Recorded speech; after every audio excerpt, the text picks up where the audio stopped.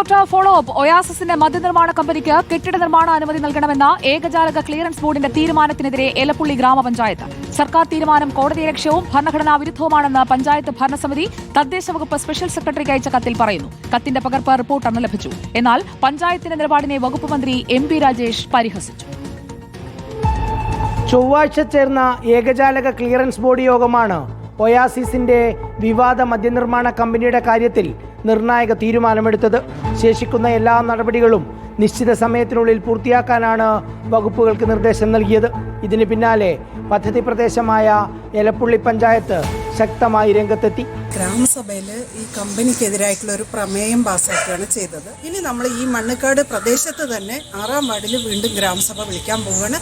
ഇത് അതിനോട് ചേർന്ന് കിടക്കുന്ന വാർഡ് 7-ാം വാർഡിലാണ് ഇപ്പോൾ ഈ സ്പെഷ്യൽ ഗ്രാമസഭ ഉണ്ടായിരുന്നത്. അതേസമയം പഞ്ചായത്തിനെ പരിഹസിക്കുകയായിരുന്നു തദ്ദേശ എക്സൈസ് വകുപ്പ് മന്ത്രി MP രാജേഷ്. നാട്ടിലൊരു നിയമമുണ്ട്, ആ നിയമത്തിന് മുകളിൽ ഒരു പഞ്ചായത്തിനും പ്രവർത്തിക്കാൻ പറ്റില്ല. ഇപ്പൊ പഞ്ചായത്തുകൾ സ്വതന്ത്ര പരമാധികാര റിപ്പബ്ലിക്കുകളല്ലല്ലോ. നെൽവയൽ തരം മാറ്റി ജലസംഭരണിയാക്കുന്നതും ഭൂപരിഷ്കരണ നിയമത്തിലെ ഇളവുമെല്ലാം പദ്ധതി നടപ്പാക്കാൻ ആവശ്യമാണ്. റിപ്പോർട്ടർ, തിരുവനന്തപുരം.